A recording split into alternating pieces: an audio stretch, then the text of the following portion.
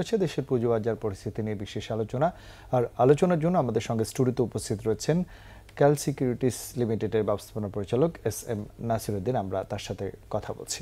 আপনাকে স্বাগত জানাচ্ছি আমাদের আজকের আলোচনায়। ধন্যবাদ রাজীব ভাই, ধন্যবাদ একুশে টেলিভিশনের দর্শকদের এবং পুঁজিবাজারের বিনিয়োগকারীদের সহ সমস্ত দর্শকদের যারা আমাদেরকে দেখতে পাচ্ছেন। নাসিম, একটু প্রশ্ন আসতে চাই যে অনেকদিন ধরে আসলে একেবারে সরাসরি পুঁজিবাজার নিয়ে কাজ করছেন আপনি। আমাদের দেশের অর্থনীতির সঙ্গে সঙ্গে পুঁজিবাজারের এগিয়ে চলা নিয়ে নানা মিশ্র প্রতিক্রিয়া রয়েছে, নানা কথাবার্তা রয়েছে। প্রথমে একটু অর্থনীতির সঙ্গে বাংলাদেশের পুঁজিবাজারের অবস্থানটি আপনি কিভাবে মূল্যায়ন করছেন সেটা যদি বলেন। মানে দেখেন, আপনার একটা কথা আছে যেটা বলা হয়, মানে যে কোনো দেশের অর্থনীতির আয়না হলো পুঁজিবাজার। পুঁজিবাজার দেখে বলা যায় ওই দেশের অর্থনীতি কেমন চলছে। তো আমি গতকাল এবং গত পরশু কয়েকজন মাননীয় সংসদ সদস্যের বক্তব্য দেখতে পেলাম যে সেখানে একজন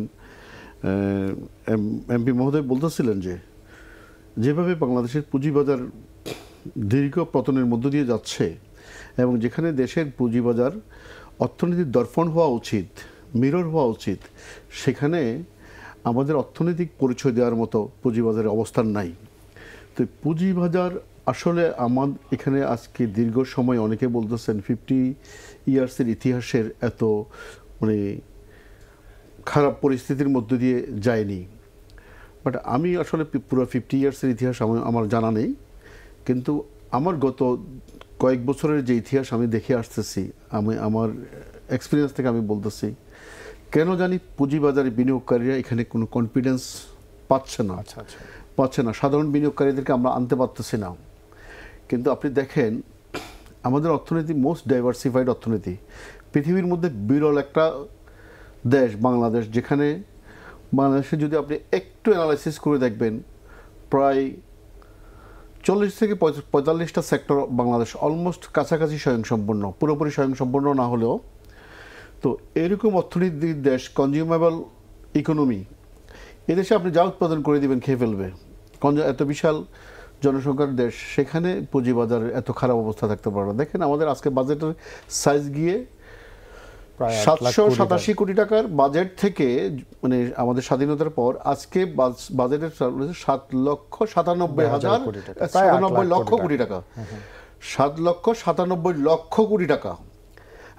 সেখানে বিভিন্ন দেশে তার বাজেট থেকে তার পুঁজিবাজারের সাইজ 100 টাইমস বেশিও হয়।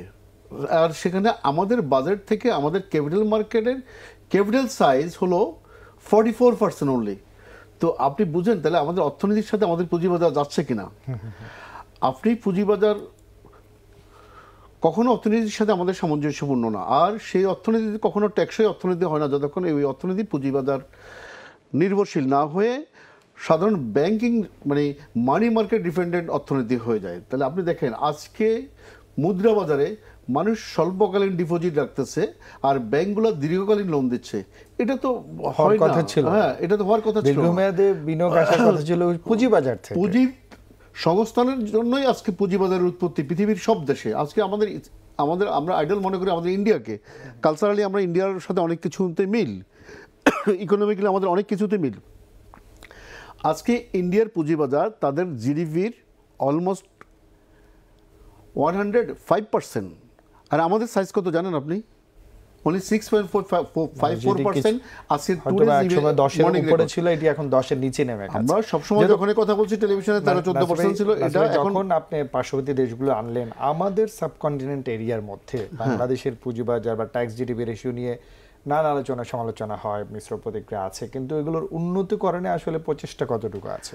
আমার কাছে একটা জিনিস দেখেন, আমি করোনা সিচুয়েশনে আমি যথেষ্ট পরিমাণ ইন্ডিয়ার পুঁজিবাজার, চায়নার পুঁজিবাজার সহ বিভিন্ন দেশের পুঁজিবাজার নিয়ে আমার কিছু পড়াশোনা করার সুযোগ হয়েছে। দেখেন টেকনোলজিক্যাল শিপমেন্টের পরে প্রত্যেকটা দেশের পুঁজিবাজার কিন্তু একটা বুম হয়েছে এবং পুঁজিবাজার তার স্টেবল পজিশনে পাইছে। তাদের মার্জিনাল পিপলগুলো পুঁজিবাজারের আওতায় আসছে। আজকে আপনি দেখেন আমাদের ব্যাংকিং সেক্টরগুলো এজেন্ট ব্যাংকিংয়ের মাধ্যমে আমাদের গ্রামের মানুষগুলোকে ব্যাংকিংয়ের আওতায় নিয়ে আসছে।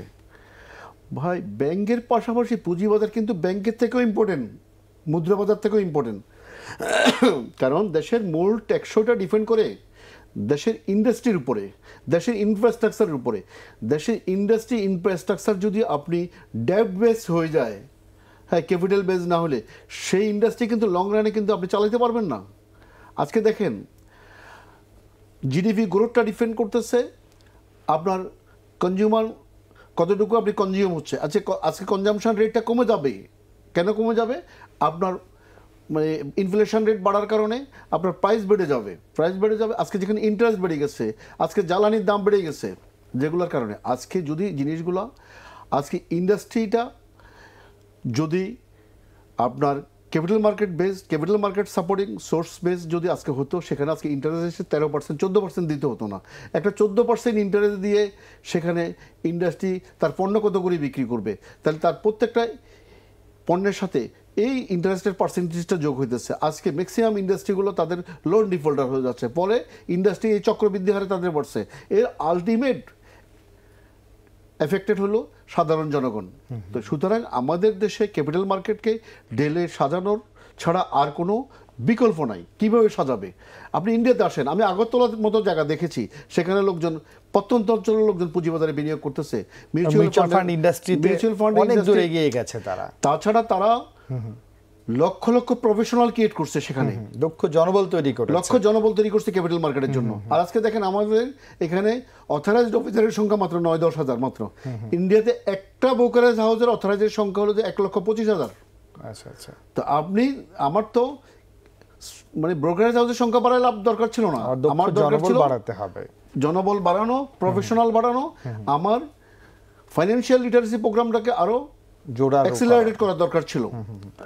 সেখানে কিভাবে কোন সময় বিনিয়োগ করবে, কোন সময় তারা ট্রেজারি বিলে বিনিয়োগ করবে, কোন সময় গভর্নমেন্ট ট্রেজারিতে বিনিয়োগ করবে, কোন সময় আপনার ইকুইটিতে বিনিয়োগ করবে, স্টকে বিনিয়োগ করবে, এই সমস্ত জায়গাগুলোর জন্য আমাদের একটা শিক্ষিত জনবল তৈরি করার পরিকল্পনা আমরা দেখছি না, দক্ষ জনবল তৈরিও হচ্ছে না।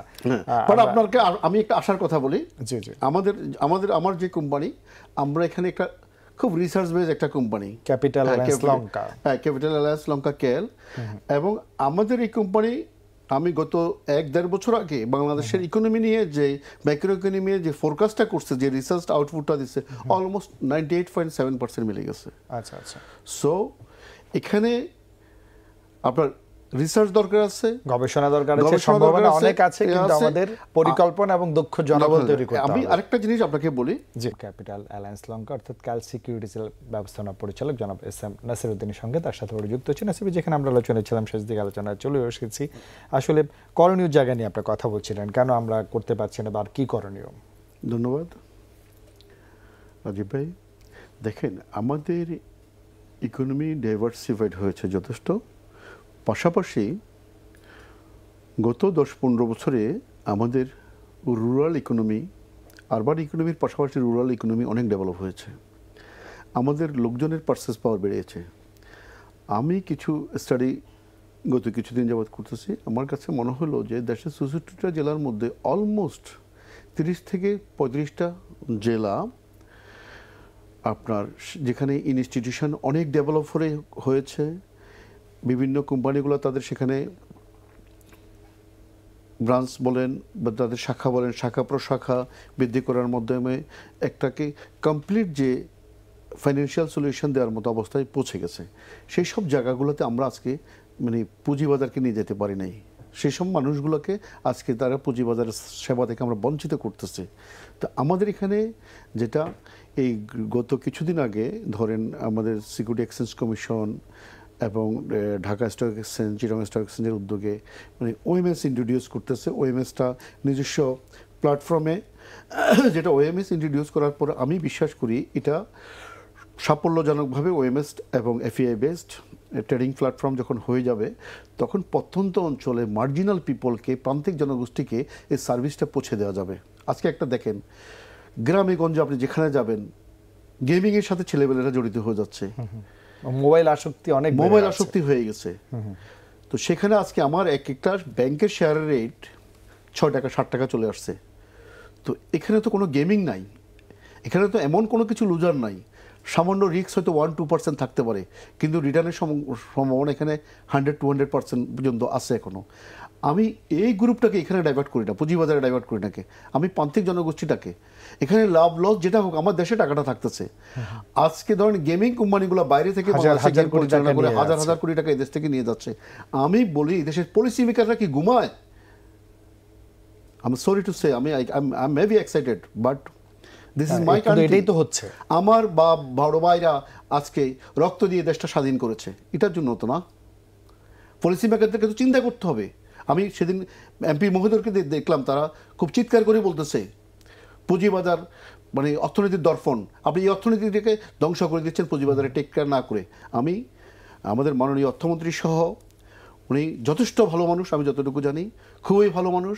মাননীয় প্রধানমন্ত্রী, উনার লিডারশিপ যে কোনো কিছু সম্ভব আমি মনে করি। কিন্তু নাসির ভাই, এই যে পুঁজিবাজারে ভালো করতে হবে, ভালো কোম্পানি আনতে হবে, কিন্তু আমরা যে পরিকল্পনাগুলো নেই সেতে যে আমরা ট্যাক্স গ্যাপ নিয়ে অনেক কথা হচ্ছে, লিস্টেড নন লিস্টেড ট্যাক্স গ্যাপ নিয়ে কথা হচ্ছে, সেগুলোকে আসলে পুঁজিবাজারকে হেল্প করে না বরঞ্চ আরো অনুৎসাহিত করে? আমার দেখেন এখানে পুঁজিবাজারে গত 10 বছরে যে খুব ভালো আপনার গ্রামীণ ফোন যে খুব ভালো কোম্পানি এনলিস্টেড হয়েছে তা না, কিন্তু খুব ভালো কোম্পানি এনলিস্টমেন্ট করার জন্য আমি মনে করি যে Dhaka stock exchange, Chittagong stock exchange এবং সিকিউরিটি এক্সচেঞ্জ কমিশনের সমন্বয়ে এবং মার্চেন্টগুলোর ব্যাংকগুলোর অ্যালায়েন্সে একটা সেল থাকা উচিত যে আমরা ভালো কোম্পানি করবে, এবং ওনারা এনবিআর সাথে নেগোশিয়েট করবে, বিডার সাথে নেগোশিয়েট করবে, গভর্নমেন্টের সাথে নেগোশিয়েট করবে। কারণ হলো যে কি লিস্টেড কোম্পানি নন লিস্টেড কোম্পানির যদি আপনার ট্যাক্সের যদি আপনি ডিফারেন্স না করেন তাহলে তারা ইন্টারেস্ট কেন ফিল করবে এখানে? মানে যেখানে স্বচ্ছতা জবাবদিহিতা বেশি সেখানে সে কেন আসবে? দেখেন যদি আজকে বড় বড় কোম্পানিগুলো ইভেন লিস্টেড কোম্পানির সাথে নন লিস্টেড কোম্পানির ট্যাক্সের আপনি ব্যারিয়ার তৈরি করেন, মানে আপনি ট্যাক্স বেনিফিট দেন, লং রানে কিন্তু এনবিআর বেনিফিট, সরকারের বেনিফিট। আজকে দেখেন তখন এই ছোট ছোট ডিভিডেন্ডগুলো চলে যাবে দেশের জনগোষ্ঠীর, ওভারঅল জনগোষ্ঠীর মধ্যে বড় বড় কোম্পানির, তাহলে সেখানে লোকজনের পারচেজ পাওয়ার বাড়বে, মানি সার্কুলেশন বাড়বে, এগুলো ইকোনমিতে একটা কনজিউমারেবল ইকোনমিতে একটা বড় ধরনের প্রভাব ফেলবে। বাট এটা একটা দীর্ঘমেয়াদী বা মধ্যমেয়াদী পড়বে। কিন্তু সরকার যদি শর্টকাটে মানে এনবিআর যদি মনে করে যে না আমাদের হ্যাঁ এ হয়ে যাবে, তাহলে এটা হবে না। এখন এটা জাতীয় রাজস্ব বোর্ড সহ আমাদের যারা স্টেক হোল্ডার আছেন, বাংলাদেশ ব্যাংক, বিডার সহ আমাদের সবাইকে এগিয়ে আসতে হবে এই একটা জায়গায়। আমি মনে করি যে মানে এখন অনেক হয়েছে, অনেক খারাপ সময়ের মধ্যে দিয়ে আমি গেছি। আমার ধারণা এবার হয়তো আমাদের মাননীয় প্রধানমন্ত্রীর মানে নলেজে এটা যাবে। আমি মনে করি বাংলাদেশের এই দীর্ঘ যে পতনের মধ্য দিয়ে, দীর্ঘ সাফারিংয়ের মধ্য দিয়ে আজকে পুঁজিবাজারে বিনিয়োগকারীদের নিঃশ্বাসে আমাদের কষ্ট হয়, আমরা এই কষ্ট নিতে পারতেছি না।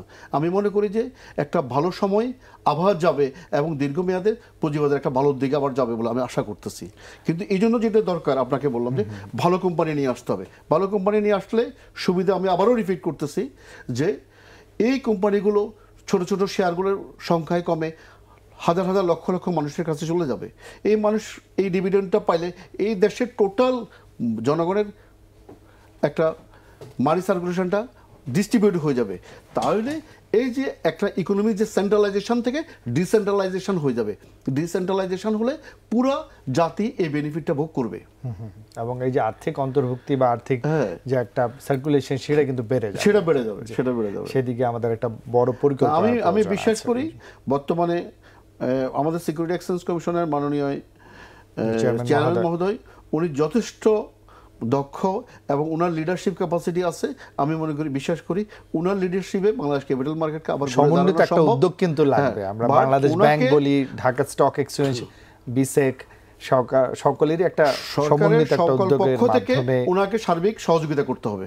তাহলে কিন্তু আমাদের অর্থনীতির পাশাপাশি পুঁজিবাজার অনেক দূর এগিয়ে যাবে আমি বিশ্বাস করি। এবং পুঁজিবাজারকে যতদিন পর্যন্ত মানে অর্থনীতির দর্পণ হিসেবে না মনে করবে ততদিন এই দেশের অর্থনীতি টেকসই হবে না। উন্নত বাংলাদেশের স্বপ্ন দেখছি, স্মার্ট বাংলাদেশের স্বপ্ন দেখছি, সেটা কিন্তু পুঁজিবাজারকে বাদ দিয়ে সম্ভব হবে না, সম্ভব না কখনো। এটিকে আমাদের বুঝতে হবে। আমাদের আজকে ধরেন পদ্মা সেতুর মতো অনেক বড় অ্যাচিভমেন্ট আছে, কিন্তু এই পুঁজিবাজারকে যদি আমরা শক্ত ভিত্তি দিয়ে দাঁড় করাতে পারি, পুঁজিবাজার হতে পারে এরকম 10-20টা মানে পদ্মা সেতুর যোগানদার। জি, আমরা সেই প্রত্যাশায় রাখবো। আপনাকে অনেক ধন্যবাদ একুশে টেলিভিশনের দর্শকদের। প্রিয় দর্শক, এতক্ষণ দেশের পুঁজিবাজার পরিস্থিতি আলোচনা করেছিলাম ক্যাপিটাল অ্যালায়েন্স অর্থাৎ ক্যাল সিকিউরিটিজ লিমিটেডের ব্যবস্থাপনা পরিচালক এস.এম. নাসিরউদ্দিনের সঙ্গে। এবার নিচ্ছে আরো একটা বিরতি, বেলা 2:35 আবার ফিরে আসবে একুশে বিজনেস। আর ততক্ষণ আমাদের সাথেই থাকুন।